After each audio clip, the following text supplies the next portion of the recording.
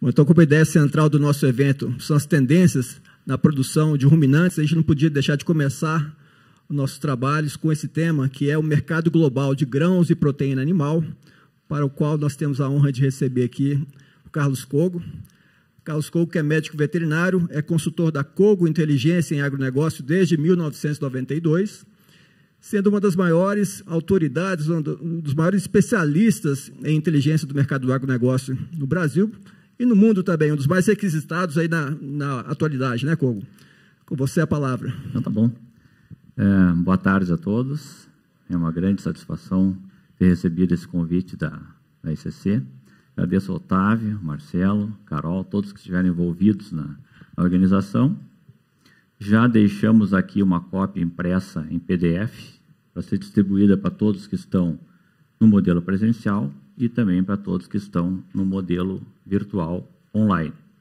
No primeiro bloco, nós vamos falar um pouco sobre a situação global do agronegócio. Nós estamos aí, ontem à noite, tive a oportunidade de conversar com o Marcelo, e até lembrando a todos, né, a gente ouve e lê muito sobre pós-pandemia. Nós estamos dentro de uma pandemia, não há pós ainda.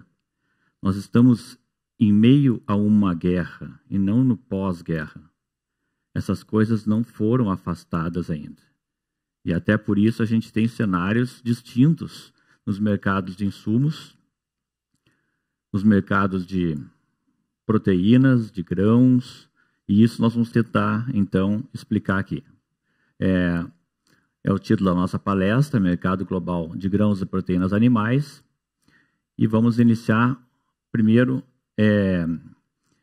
olhando essa distribuição projetada para a próxima temporada, lembrando que a temporada 22-23, ela começa em setembro, globalmente, termina em setembro, inicia-se a temporada 22-23, e essa é a distribuição esperada da produção de grãos. O milho aí, como vocês estão vendo, é 1/3 de toda a produção global de grãos, lembrando que em torno de 15% disso hoje é destinado à fabricação de etanol de milho, com grande escala nos Estados Unidos, chegando com muita força ao Brasil e também já presente na China e em outros países.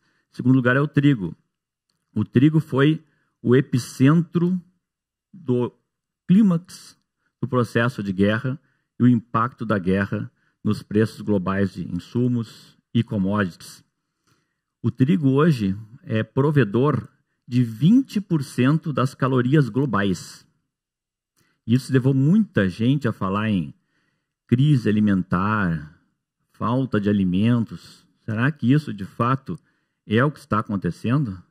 A gente vai tentar também desmistificar isso. Em terceiro lugar, o arroz. Lembrando que tanto arroz como trigo têm viés de consumo per capita em baixa, em nível global.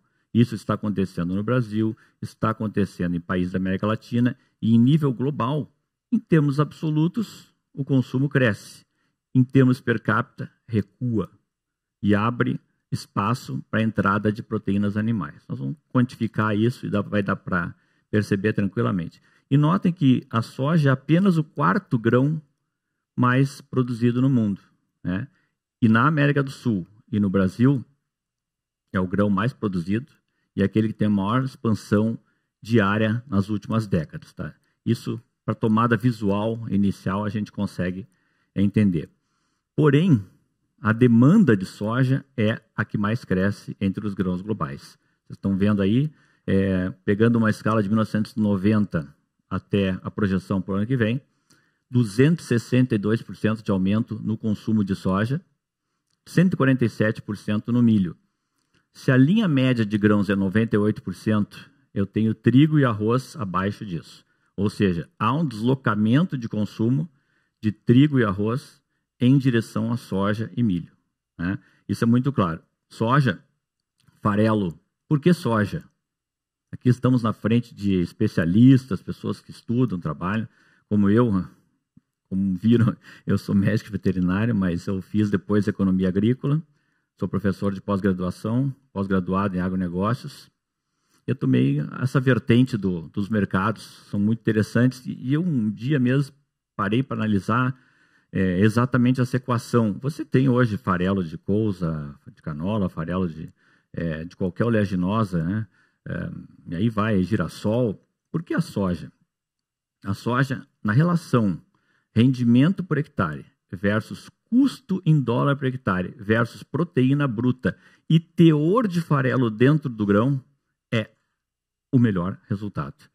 Vamos lá, 4.000 quilos por hectare, 79% de farelo, 19% de óleo, 2% de casca e resíduos, com 44% de média de proteína bruta no Brasil e nos Estados Unidos. Pode oscilar de 42 a 45.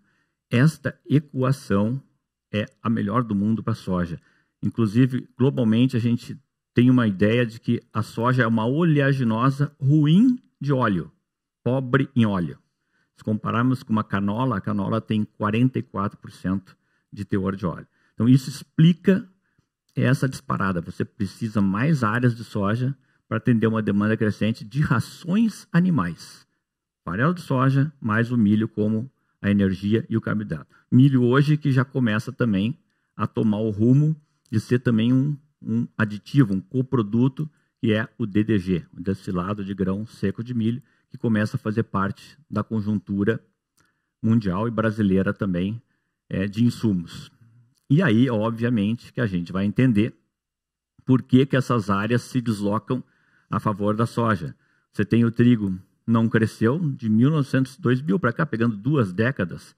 Trigo não cresce, praticamente arroz na linha azul não cresce, algodão, que globalmente se insere no total de grãos, lembrando que o caroço de algodão vai se transformar também em farelo de algodão, separado da Plima e o Linter.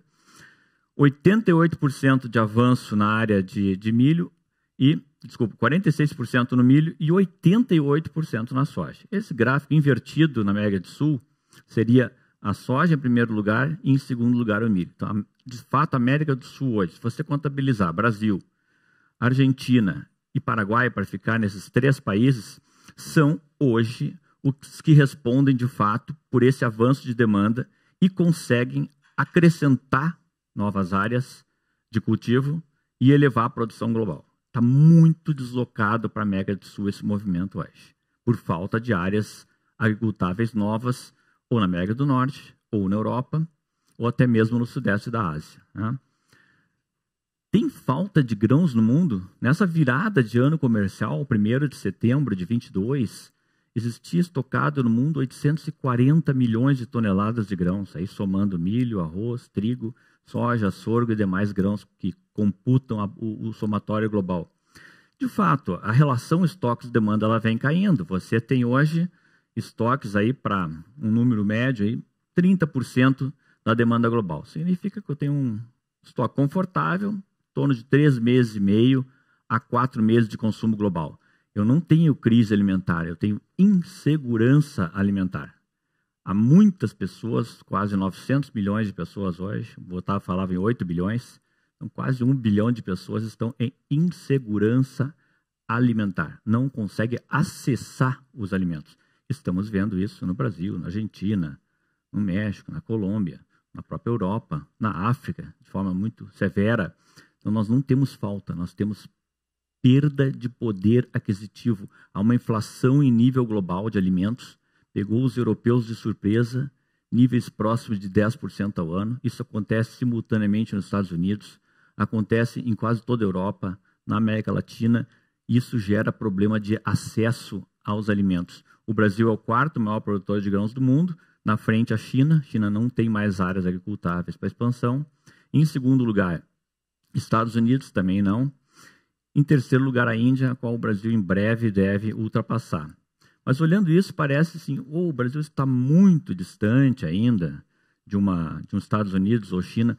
Se a gente olhar o movimento dos últimos 30 anos, a gente vai enxergar uma coisa muito parecida com o movimento dos últimos 10 anos. Nos últimos 10 anos, a produção global de grãos cresce a uma taxa de apenas 1,5% ao ano. A do Brasil cresce 5,8% ao ano. E dos concorrentes diretos, grandes players, China não cresce nem 1% ao ano, Estados Unidos nem 0,5% ao ano, e Índia um pouco mais de 1% ao ano.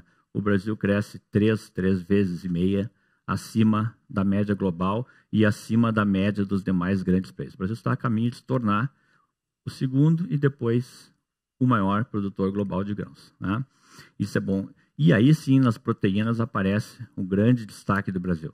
Um país que hoje tem 25% de toda a exportação global de carnes. Não é pouco. É 34% de share no mercado global de frango.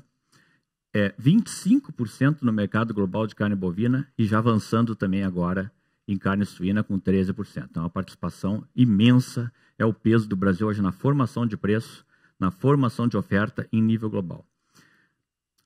Hoje, se a gente fizer um ranking produção e exportações, o Brasil vai aparecer em primeiro ou segundo em quase todas as commodities. Destaque aqui, maior produtor e exportador de soja do mundo, terceiro maior produtor de milho, segundo maior exportador, e nas carnes, pessoal, segundo maior produtor e maior exportador de carne bovina, né? Mesma coisa no frango, maior exportador e maior produtor. E aqui que nós falamos em leveduras, o Brasil é o maior produtor de açúcar no mundo e maior exportador de açúcar. Nós temos uma área de cana que torna o Brasil hoje o maior produtor e exportador de açúcar do mundo e um grande produtor de etanol de cana.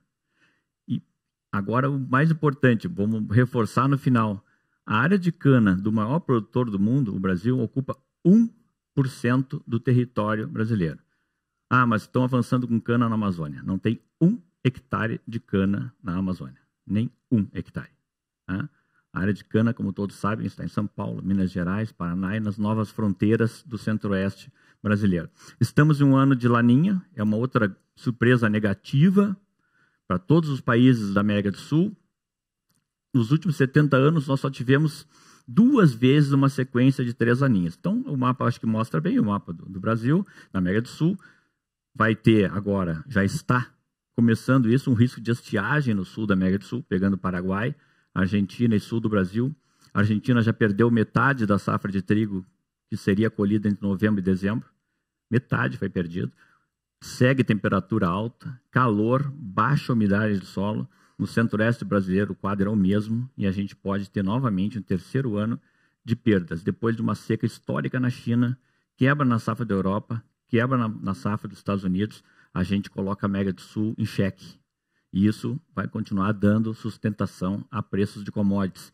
Esse laninha é um pouco diferente, ele deve encerrar entre março e abril, ele vai ser mais precoce e migrar para neutralidade. Se isso acontecer, as chuvas podem voltar a tempo sul da América do Sul, mas isso, por enquanto, realmente não está definido. Clima é clima, há muitas outras forças que atuam no clima, mas é uma terceira laninha seguida e isso realmente é uma coisa, é uma novidade em termos de clima.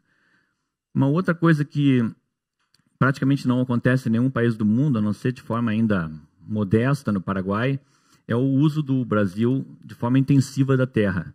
Nós estamos plantando nessa temporada, que começa agora em setembro, outubro, novembro e dezembro, temporada de verão, 77,5 milhões de hectares. Mas nós só vamos utilizar do território brasileiro 50,5 milhões de hectares. Nós temos um duplo e triplo uso desta mesma área, dos 50 milhões de hectares, em 27 milhões de hectares. O que é isso? É o milho segunda safra. Aí já são mais 100 milhões de toneladas. É o trigo, é a aveia, é a cevada, é o feijão segunda e terceira safra. E isso está avançando muito rapidamente. A área de soja no Brasil está na linha vermelha. Ela empurra a área de milho primeira safra no verão. O milho de verão perde espaço, tinha lá 13 milhões de hectares, hoje tem pouco mais de 4 milhões de hectares, e esse milho se desloca para uma segunda temporada na linha verde, começando muito timidamente na década de 1990 e hoje chegando próximo de 18 milhões de hectares. Nenhum país do mundo consegue ter uma área tão grande em segunda safra de um cereal tradicionalmente de verão, que é o milho, né?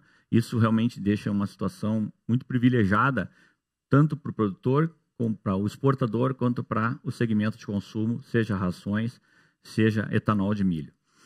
Caminhando para 323 milhões de toneladas, e notem que o crescimento do Brasil em grãos, ele se dá em cima de produtividade, cresce 3,2% ao ano, enquanto a área cresce 2,3%. Ou seja, há uma combinação de crescimento horizontal e crescimento vertical, que nos leva a um crescimento de 5,5% ao ano, de 1990 para cá. Um pouquinho abaixo dos 5,8% da última década. Ou seja, na última década já estamos acelerando esse processo.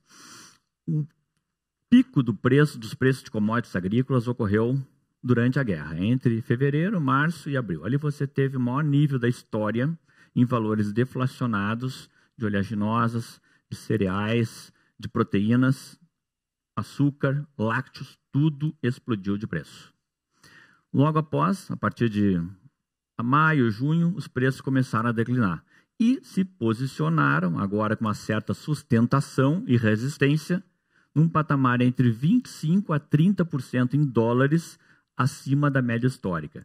Estou falando que nós estamos com um horizonte, um cenário de preços agrícolas 25% a 30% acima da média histórica em valores reais para 2023 e provavelmente para 2024 também. Nós não temos um cenário ainda de acomodação desses preços em níveis pré-pandemia. Nós ainda estamos numa pandemia, repito, e os mercados estão reagindo a isso. Tá? Custos elevados, petróleo em alta, o petróleo impacta todas as cadeias produtivas de insumos, de fretes marítimos, de preços de commodities, de biodiesel de soja, de etanol de milho, de cana, tudo é puxado por isso. O auge foi $120 o barril tipo Brent. Durante a pandemia veio a guerra, outra explosão de preço. Agora está se acomodando no patamar ao redor dos $80 a $85, que é muito acima da média histórica, sem sinais que isso vá ceder, mesmo diante de uma recessão global aí praticamente já confirmada, com baixo crescimento na Europa, baixo crescimento na China e os Estados Unidos brigando aí para manter a sua inflação sob controle. Os 3 grandes grãos no mundo hoje, soja, milho e trigo, o arroz não tem bolsa e por não ter bolsa ele não consegue refletir essa situação toda de aperto de oferta, clima. Ganhos em 24 meses, eu pego o período da pandemia e pego também o período da guerra. Em dólares, o ganho da soja é 38%, 64% no milho e 60% aí no trigo. Os 3 grãos em níveis muito elevados, com ganhos que foram devolvidos em parte ao longo desses últimos 12 meses, mas não todos. Ficou aí um grande ganho. Isso, obviamente, vai ser repassado o preço do milho ao consumidor, do farelo de soja, do óleo e assim por diante. Esse é o mapa global de soja hoje. O peso do Brasil é cada vez maior. Aqui a gente pode falar da Argentina e Paraguai. Somando todos os países da América do Sul, você tem 53% da oferta global de soja na mão da América do Sul. 30% na mão dos Estados Unidos. Se a gente olhar essa participação da América do Sul, ela é crescente. Temos área e essa área está sendo explorada para a cultura de soja. Estados Unidos vão perdendo share, embora não percam produção. Demanda global enfraquecida durante o pico da pandemia, depois com a guerra, retomada agora, China retomando importações e estava conversando com o Marcelo ontem à noite, até disse uma coisa que a gente tem que deixar bem marcado. Toda essa crise inflacionária de alimentos, o investimento baixo na China, talvez 3%, a Alemanha com PIB negativo, a Europa se debatendo com inflação, isso não atingiu os alimentos básicos, nem grãos, nem proteínas. Já está respingando em commodities, soft commodities. O próprio café, o açúcar devolveu, o algodão já devolveu ganhos, mas isso ainda não abateu ainda os preços dos principais grãos. É bom que a gente tenha isso muito claro. A China retomando essa importação, maior importador de grãos do mundo. China, que nós vamos ver em seguida, passou por todo esse problema da peste suína africana e debatendo em reconstrução de rebanhos também agora, em função da recuperação de rebanhos, começa a demandar mais soja e mais milho no mercado global. O Brasil caminhando para mais uma grande safra, se não houver problemas climáticos, né? 154 milhões de toneladas. Crescimento de exportação brasileira de soja e americana. Às vezes o gráfico não precisa nenhum comentário, né? Para quem está online também, as informações ficam bem visuais. Brasil crescendo 10% ao ano, Estados Unidos 4% ao ano, nas últimas 3 décadas. Temos 3 picos aqui que são comuns no mercado de grãos. Todos os picos dos últimos 22 anos aconteceram ao mesmo tempo. O de 2008 não teve nada a ver com o mercado agrícola. Por isso que é muito interessante a gente observar Muitas vezes o mercado de commodities agrícolas ele reage a fundamentos do mercado financeiro e não do mercado físico. Lá em 2008 foi a crise financeira global, a quebra do Lehman Brothers. 2012 é a maior seca da história dos Estados Unidos. Fator de mercado físico, de mercado de commodity. E agora, obviamente, já foi falado, né? Combinação de pandemia, mais guerra, mais disrupção de cadeias produtivas, de insumos. O terceiro pico. Mas notem que a soja cai ao longo dos últimos 6 meses, mas ela encontra uma âncora ali e assim fica. O gráfico do milho é igual, o gráfico do trigo é igual também. Lembrando que o farelo de soja é 0,98 de correlação no Brasil com a Bolsa Americana. Muito produtor, consumidor, pecuarista, avicultor, eu não consigo fazer hedge no milho e não consigo fazer hedge no farelo. Consegue? Você pode fazer hedge no farelo diretamente na Bolsa de Chicago e depois fazer operação física no Brasil. Grandes indústrias, corporações fazem isso hoje. Nossa consultoria atua bastante nisso. A correlação é exata. Pode haver um descolamento. Nós estamos na entre-safra brasileira, mas as curvas tendem a acompanhar. No milho, o Brasil tem apenas 11% da oferta global. Agora, a China, Estados Unidos é o maior produtor, China é o segundo. A China hoje é um fenômeno que deve ser sempre olhado à parte. Segundo maior produtor de milho do mundo e o maior importador de milho do mundo. Isso tudo ao mesmo tempo, né? Colocando a China agora como um grande importador. O milho primeira safra no Brasil perde importância, perde espaço, ficou restrito ao sul, onde tem mais problema climático e não tem possibilidade de fazer uma segunda safra. A segunda safra vai tomando corpo no centro-oeste do país. Toda essa região aqui não é sujeita a grandes estiagens ou grandes secas, já ocupa Matopiba, e quando olhar para sul ainda ocupa a metade norte do Paraná e vai avançando rapidamente. Então, não foi sem motivo que se parou academicamente de falar em safrinha, e sim em segunda safra de milho. Mas ela é muito maior que a primeira. Ela já tem uma projeção para o ano que vem, 102 milhões de toneladas, e a primeira com 29 milhões. Então, nesse primeiro semestre, praticamente o Brasil exporta muito pouco milho, e fica esse milho retido no mercado interno e a oferta cresce no segundo semestre. O Brasil é o segundo maior exportador do mundo, estamos projetando para o ano que vem se aproximar de 50 milhões de toneladas, lembrando que a Argentina, que está com problema climático, é um grande exportador do cereal também, e Estados Unidos ainda em primeiro. A curva brasileira é impressionante e ela acontece agora em 2 vertentes que vocês deveriam ficar muito atentos. O mercado de milho está tomando um viés totalmente diferente no Brasil. Primeiro motivo, ele está todo concentrado em segunda safra. Segundo, tem um novo comprador brasileiro de milho. O Brasil cresceu em exportação sem acessar o mercado da China. No dia 2 de novembro, a China assinou o protocolo fitossanitário para iniciar importações de milho do Brasil. A China quer sair da dependência no milho americano e do milho ucraniano, que abastecia o mercado chinês. E já saiu o primeiro navio, embarque para o mercado chinês. É impossível medir o impacto quando a China entra no mercado, mas certamente ela vai comprar volumes muito grandes de milho. A mesma coisa acontece no milho, o Brasil cresce 10% ao ano em exportação, os Estados Unidos cresce 0,5%. Enquanto estavam envolvidos na peste suína africana, ficaram superavitários em milho. Nem importaram praticamente nada. Começa a reconstrução de rebanhos e a China precisa ampliar a sua importação de milho, como já vinha exportando carnes também, para atender o mercado interno. E o segundo fenômeno, o primeiro é a China como novo comprador, e o segundo é essa expansão de usinas de etanol de milho, né? E sempre a grande dúvida, não de vocês que são do meio, né? Mas em congressos, seminários, mas como que você viabiliza um etanol de milho se você tem a concorrência do etanol de cana, você tem petróleo? Lembrando que temos 18 usinas de operação e lembrando que o processo de produção do etanol de milho, de cada 1.000 quilos, gera 410 litros de etanol, mas gera 363 quilos de DDG. E isso muda todo o raciocínio de renda, de receita distribuída entre cogeração de energia, a venda do etanol, a venda do óleo residual para refino ou biodiesel, e ainda o consumo humano e o DDG. Lembrando que o DDG brasileiro tem chegado nas indústrias com um alto teor de proteína bruta. E o vetor de preço do DDG é o farelo de soja, não é o milho.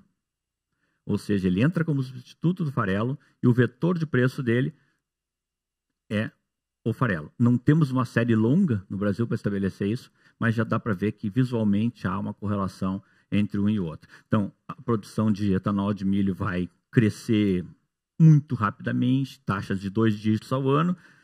Final da década, vão ter 10 milhões de toneladas de DDG disponíveis para o setor de rações. Confinamento de pecuária de leite, pecuária de corte, avicultura de corte, suinocultura e até mesmo já iniciou o uso experimental em rações PET no Brasil, né?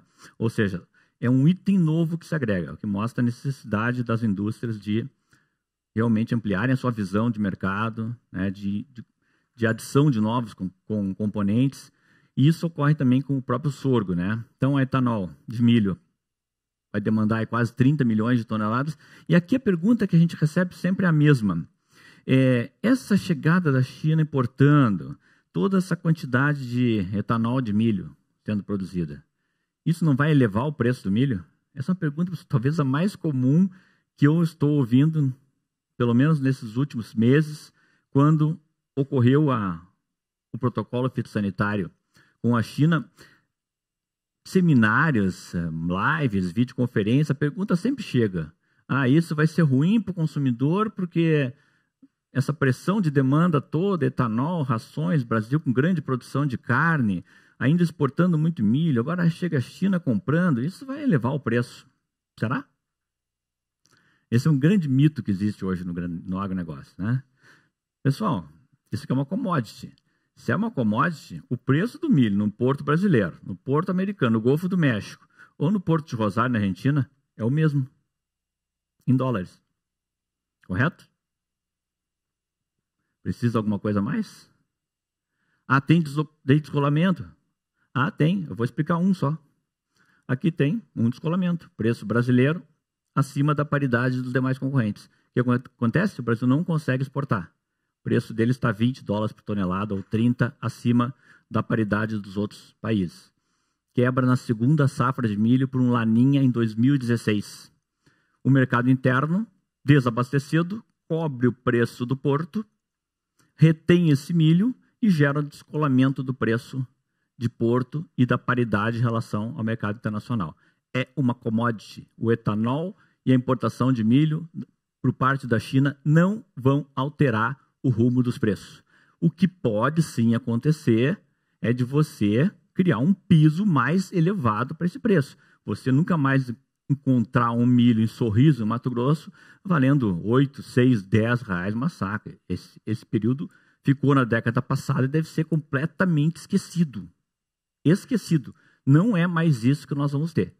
Isso é uma commodity, obedece regras internacionais. E eu lembro até quando explodiu a inflação em nível global, eu tinha uma entrevista para a Rede Globo sobre inflação no Brasil.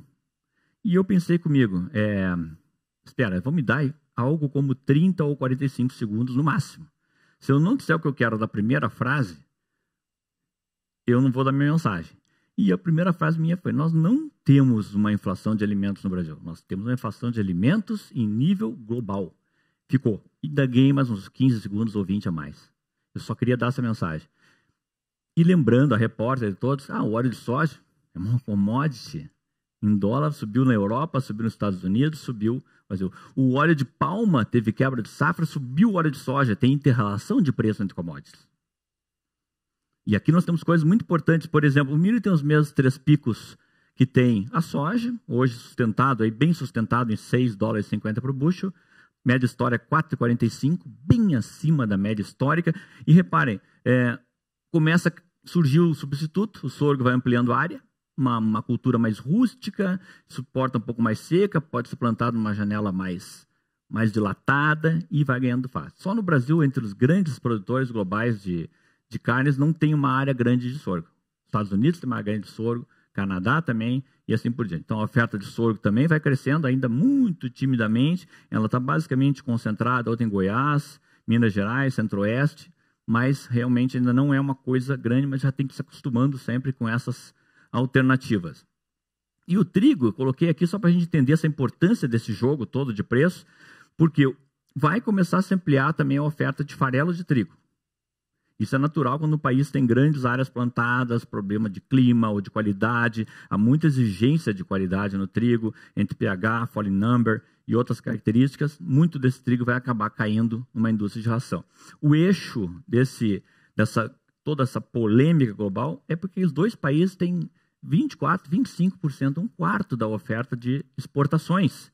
A Rússia seguiu exportando normalmente, mas a Ucrânia está aí exportando o equivalente a 30% do que seria o normal. Então, ou seja, a pressão que eu falei no começo, ela segue. Você continua com pressão. Não sabe se a guerra termina hoje ou daqui a um ano, ou se termina, a pandemia dá uma nova onda. Eu vim de máscara no avião. Que pandemia é essa que acabou se eu vim de máscara no avião? Não acabou. A gente só talvez esteja aprendendo a conviver com ela. Perdão. Bom, e aqui que é importante. O Brasil, então, retoma essa área de trigo. Ela é importante porque os 3 estados do sul, da metade sul do Paraná para baixo, você não consegue fazer milho de segunda safra. Por enquanto. Eu sempre digo em pesquisa, por enquanto, que tem uma pessoa aqui na minha frente, tem outros ali atrás, que vão dar um jeito dessas coisas um dia acontecerem. Então, hoje não existe. Daqui a pouco, a própria história do milho de segunda safra, uma pessoa que experimentou no Paraná, em 1990, se ia dar certo a lavoura. Hoje é o contrário. A pesquisa foi buscar variedades que conseguissem se adaptar a um período, entre aspas, de inverno, né? Centro-Oeste, etc. e tal, que praticamente não tem inverno. Está chegando mais trigo, mais oferta de farelo, e aí sempre lembrando, o trigo tem correlação direta com o preço do milho. Ambos andam juntos. Podem haver descolamentos em função de... Eu estou pegando aqui um trigo hard, o trigo panificador, eu tenho o trigo soft, que é o trigo, basicamente o trigo ração, ou massas de mais baixa qualidade. Você tem 25% da produção global de trigo soft, rações, e de 75% o trigo panificador. No Brasil, quase 50% da produção é trigo soft. A gente importa trigo hard e exporta o trigo soft. Então, vai surgir essa oferta adicional, principalmente nos estados do sul do Brasil. Entrando no mercado de rações, para já entrar em proteínas, obviamente que no Brasil, né, a grande demanda consolidada em mais de 50% é a avicultura. Postura e corte, o Brasil é o maior exportador do mundo, segundo maior produtor, já ultrapassou a China, né? Mas aqui, se a gente olhar só essa divisão, segmentação do mercado no fechamento de 2021, a gente não enxerga quem está ganhando corpo. Quem é que está ganhando corpo? A pecuária de corte e a aquacultura. O peixe, o famoso tilápia que a gente encontra agora no supermercado, se deu bem, uma espécie africana, se deu bem no Brasil, já estamos criando uma produção que cresce 10% ao ano. O consumo brasileiro está da ordem de 10 quilos ao ano de pescado, é baixo, o potencial é grande, né? É um potencial para acompanhar a carne de frango. E aqui é um grande destaque, 11% ao ano é o crescimento do uso de rações de pecuária de corte. E não é só confinamento, né, doutor? É confinamento, é semi-confinamento, é o raçoamento da pecuária de leite, é o raçoamento da pecuária de corte como ganho de tempo, né, de colocação desse produto no mercado. Lembrando que o país tem uma população de classe média grande, que tem baixo acesso à carne bovina, mas é o maior exportador global de carne bovina em volumes crescentes. E isso torna esse segmento um pouco diferenciado. E a aquacultura é esse boom que a gente está vendo aí, né? Lembrando que eu tirei alguns slides que vocês vão encontrar na apresentação em PDF. A captura de pescado de oceano está estagnada desde o final do século XX. Sim. Onde cresce a oferta de pescado? Na piscicultura de inland, águas internas, açudes, poços, etc., onde o sujeito coloca... O Brasil tem uma das maiores áreas em superfície e lâminas de água do mundo. Isso nos dá uma característica interessante. E a gente sempre brinca, no fundo a tilápia tem uma cadeia produtiva que é um frango dentro da água, né? Pois toda a cadeia, melhorias de conversão alimentar, né? O giro rápido, a cadeia curta é típico de frango e é típico também da piscicultura. Então, grande destaque aqui. E ainda é um potencial muito pouco explorado, que está mudando rapidamente. O povo só vai entender por quê. Vamos entrar no mercado de proteínas, vai dar para entender bem por quê. Primeiro, poxa, mas durante a pandemia, houve uma queda de consumo mundial de proteínas? Não. Houve uma queda da oferta. Não há estoques de carnes no mundo. O único país que ainda tem política de estoque de carnes é a China. Justamente por ser vulnerável, por não ter uma grande produção, por depender de importação de grãos e de importação de carne bovina, de carne de frango, está buscando autossuficiência em carne suína, construindo mega granjas bilionárias, como aquela de 23 andares, né? 2,4 bilhões de dólares injetados ali, para retirar o setor do foco endêmico de African Swine Fever, ou peste suína africana. E aí aquele baque reflete aqui. Não há uma interrupção do consumo, uma interrupção da oferta. O consumo sempre existiu. Está aí ele disparando. Ou seja, se eu olhar isso, eu digo, onde está a crise? A crise ou a insegurança alimentar, que é o correto, não atingiu os mercados de proteínas e provavelmente não vai atingir. Você, quando tem um problema desse nível global, de massa salarial, desemprego, o alto de preço, você vê deslocamento. No Brasil foi ovos e frango. Em nível global é pescado e frango. Isso é muito claro. Não brigar com números. Números refletem a realidade do mundo. O resto é só palpite ou fake news. Dos 440 milhões de suínos que a China restou no processo de peste suína africana, perderam o equivalente, a gente fala de milhões de cabeça, aquela pessoa está lá sentada, quanto representa isso? Todo o rebanho dos 27 países da União Europeia foram perdidos na China. Todo o rebanho. É muita coisa, pessoal. Ok, o país de 1,450 bilhão de habitantes. Agora, você perder tudo isso, a recomposição continua. Muito dinheiro injetado, está aí ela. Ou seja, a China começa a tirar o pé do acelerador na importação de carne suína. Mas na importação de carne bovina a coisa ainda não aconteceu e muito provavelmente na carne bovina isso não vai acontecer na China.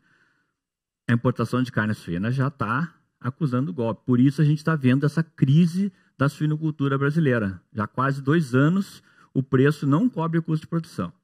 Suinocultores independentes saindo do mercado, colocaram energia em cima do mercado chinês, da mesma forma que cometeram esse equívoco no início dos anos 2000, exportando para o mercado russo. O mercado da Rússia ficou autossuficiente em grãos, autossuficiente em frango e suíno, e o Brasil ficou sem o mercado russo. Deslocou, tentou achar destinos, achou a China. E agora? O setor está tentando encontrar um ponto de equilíbrio. Importação de carne suína, sim, cai. Agora, outro potencial enorme.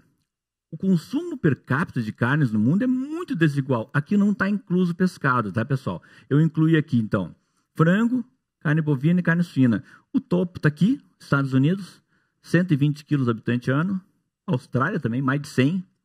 O Brasil está aí com projeção de 91 quilos no ano que vem. Caiu o consumo de carne bovina. Agora, notem que a média global é 34 quilos. Qual seria o tamanho do potencial de ampliação na América Latina, na China, na própria Índia, onde metade da população pode sim acessar algumas proteínas animais, como a carne de frango? Olha o potencial que esse negócio tem. A China agora retomando os 54 quilos, chegou a cair para 48 no auge dos focos de peste suína. O potencial é muito grande para todas as 3 carnes, é muito grande. A carne suína chegou a ficar abaixo da carne de frango no processo de crise da peste suína, mas olhando o movimento da década, o consumo global de carne suína avança 0%. É o maior do mundo? Não avança nada. Perde rebanho no meio, começa a recuperar, assume o primeiro posto de novo. Agora, quem ganhou o mercado nessa década foi o frango, como vem acontecendo.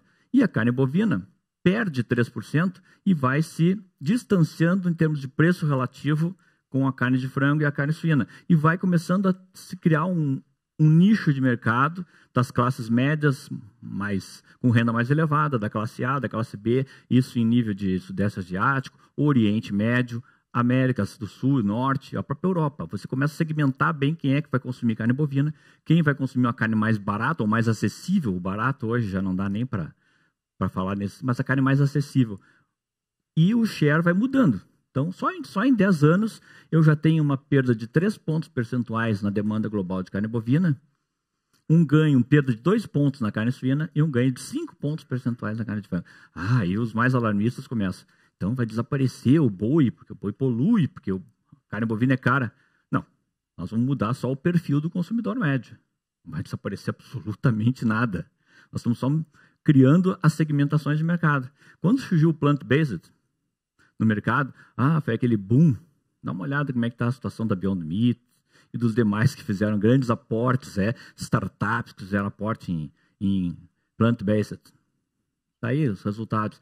Já encontrou seu nicho de mercado, meu amigo, é aquilo ali. E não briguem com o gosto do consumidor. Né? Bom, tá aí, na verdade, esse gráfico, desculpa, eu deixei mesmo. Né? Então, essa faixa amarela é a oferta de pescado de captura. Ela não cresce. O que cresce é aquela faixa vermelha, aquacultura de águas internas. Ou seja, o que consome tilápia? Milho, farelo de soja, mix, etc., minerais, vitaminas. O que vocês veem nos segmentos de carnes é o que acontece aqui.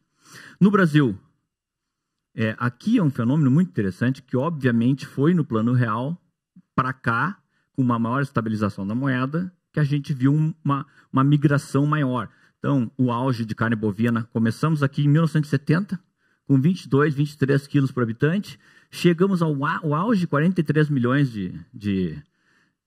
43 quilos por habitante. Agora, aquele 2006 do auge, todos que estão no mercado há muito tempo vão lembrar, foi aquele ano de baixa do preço do boi gordo no mercado. Todo mundo jogou quantidades imensas de fêmeas para abate. Você eleva a oferta, o preço cai e chega um consumidor que olha e diz, vou consumir carne bovina, está acessível.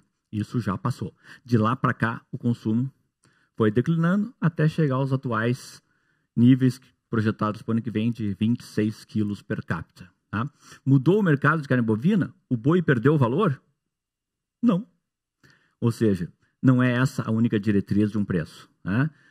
Em compensação, carne suína nunca foi uma cultura do brasileiro. Né? Se houve de tudo, carne muito teor de colesterol, grande teor de gordura, etc. Nada a ver.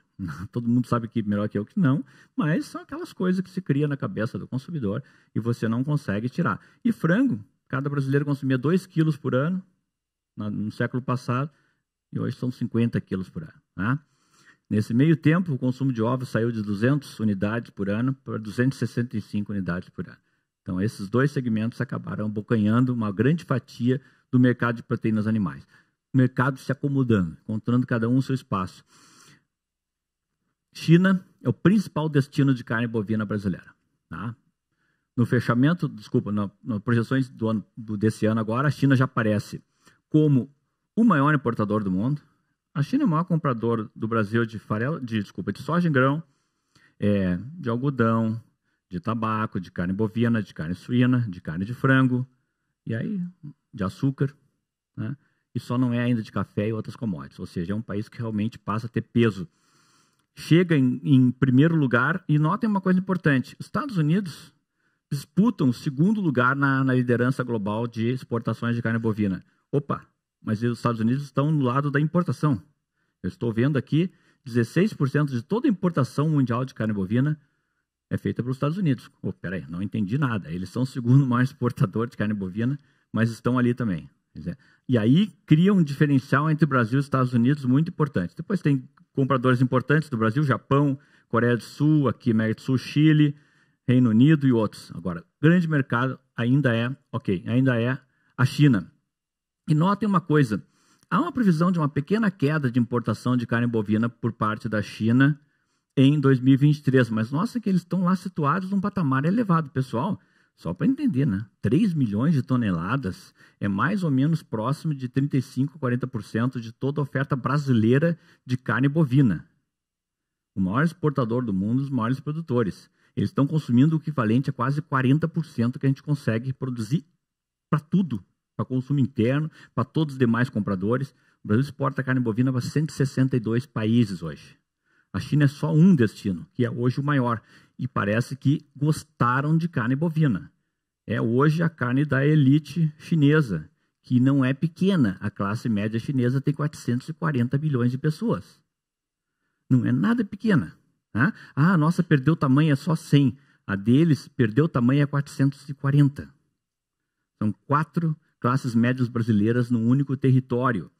E o Brasil, 25% do que exporta é para a China. Aí aparece a Austrália em segundo lugar. Aqui com muito cuidado na interpretação da Índia. Na estatística global, a qual nós temos que acompanhar, a carne bovina e bubalina são somadas, ok? Tem que ter atenção com isso. Por isso aparece ali a Índia com todo o seu rebanho e tradição na carne de búfalo.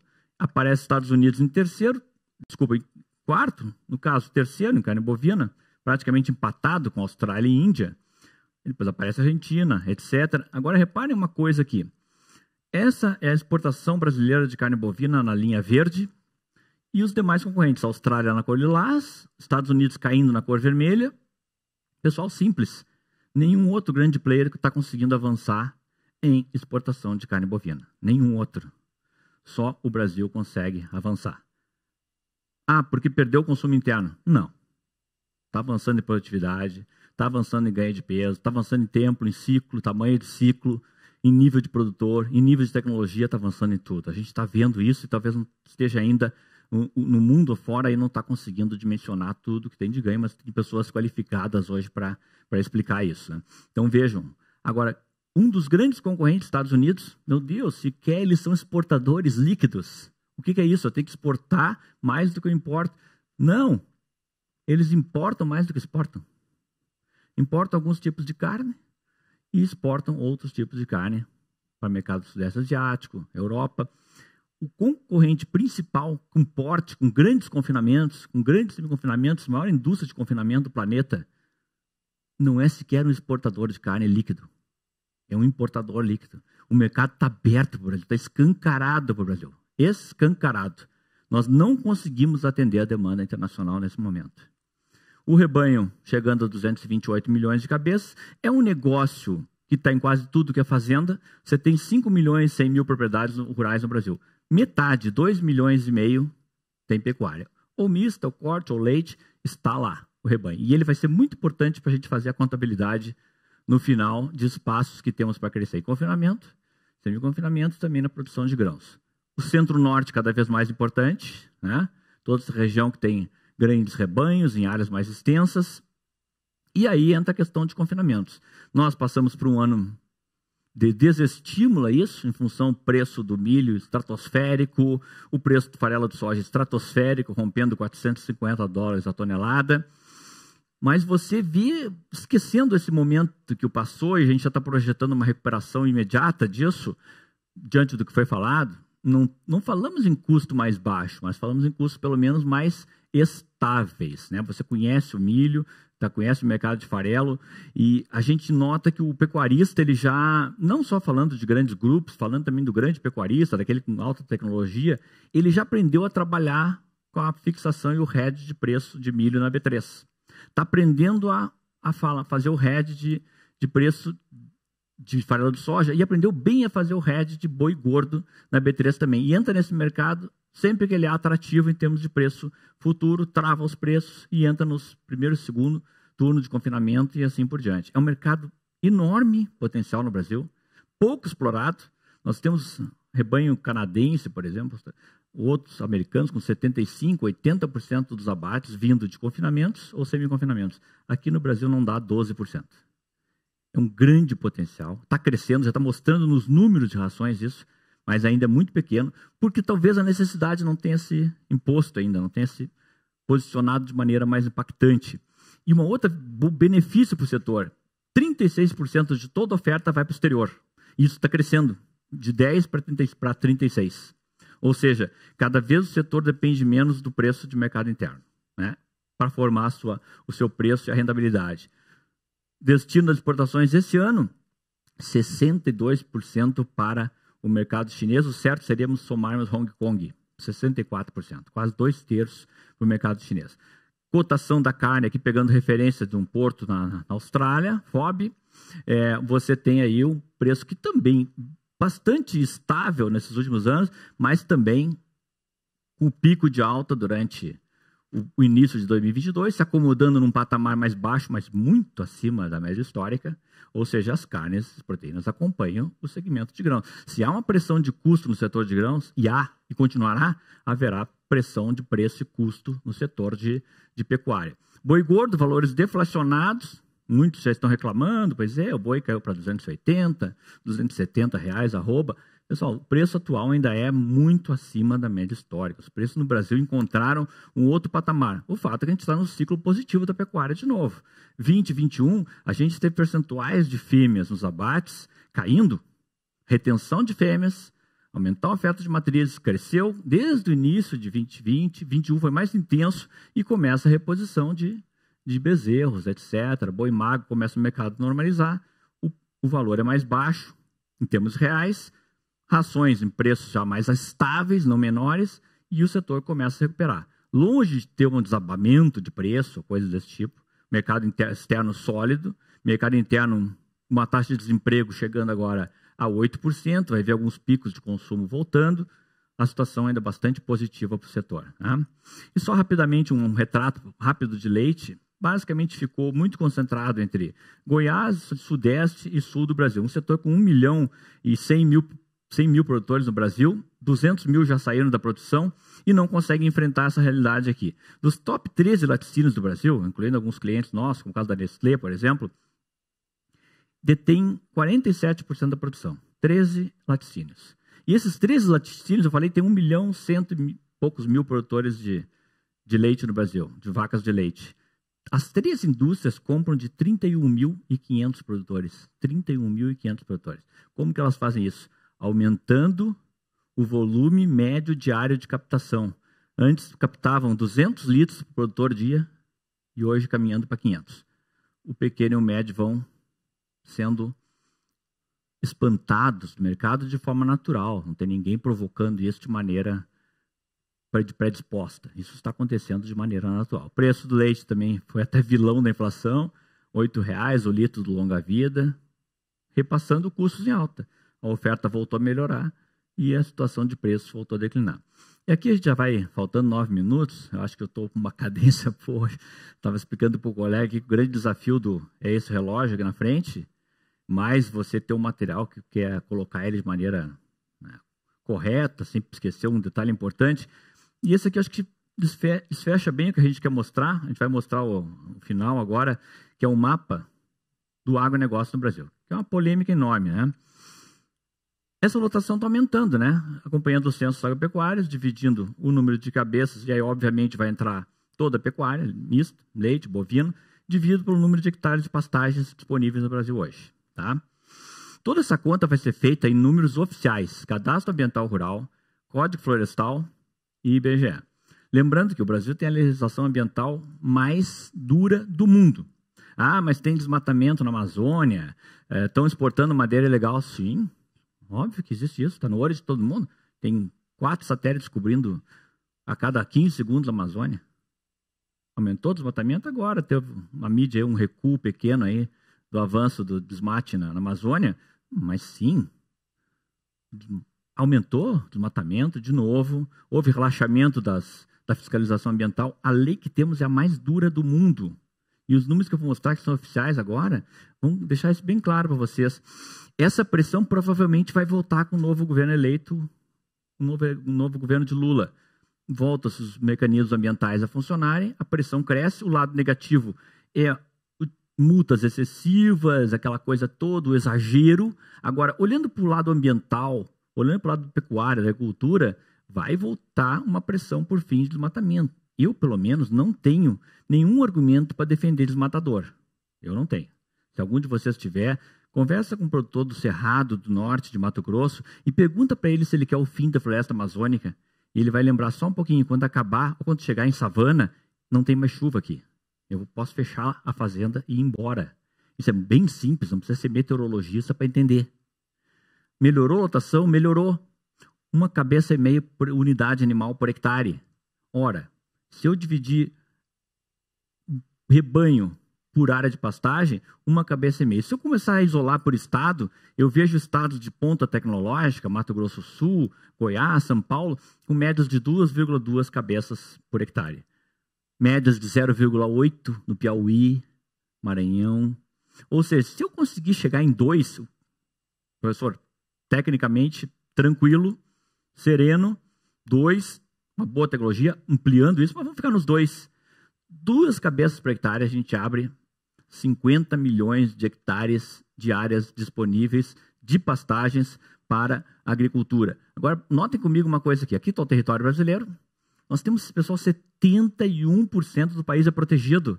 Reserva indígena, APPs, áreas de preservação permanente, UCs, unidades de conservação, florestas nativas, matas ciliares. Sobra 29% do território, que está espalhado entre, pasmem, 6% é plantado grãos. Do quarto, terceiro maior produtor de grãos do mundo usa 6% do território. A cana ocupa 1%. Todos os outros cultivos, café, hortaliças, frutas, etc., ocupam mais 3%. 10% do território é utilizado com agricultura intensiva. 10%. E eu tenho 158 milhões de hectares de pastagem. Isso equivale a 18% do território, que estão hoje com 1,5 cabeça por hectare. Aqui a pressão agora vai ser violenta por disputa de área. E não é por invasão de área, mas por posse da terra via compra, aquisição.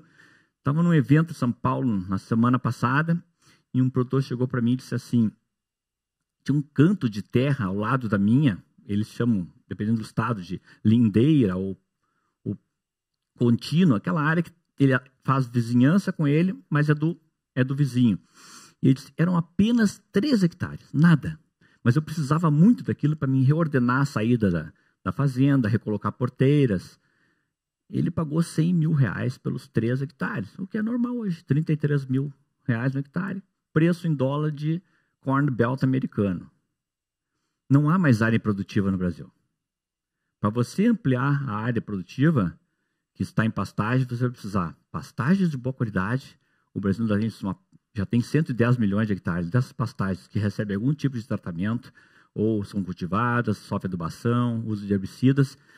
Todo o resto vai ser pressionado a fazer algum tipo de confinamento, semi-confinamento, para poder continuar viável na pecuária e seguir na agricultura. E hoje crescem os modelos de ILP, Integração Lavoura-Pecuária, e LPF, Integração Lavoura, Pecuária e Floresta, que já atinge hoje em torno de 16 milhões de hectares. Então, o destino do Brasil é pressionar a pecuária, ela vai ter que ocupar um espaço menor, vai ter que ser muito mais produtiva para continuar abocanhando fatias de mercado disponíveis sem desmatamento. Tá? Obrigado, valeu pela atenção e vamos aí para a pergunta.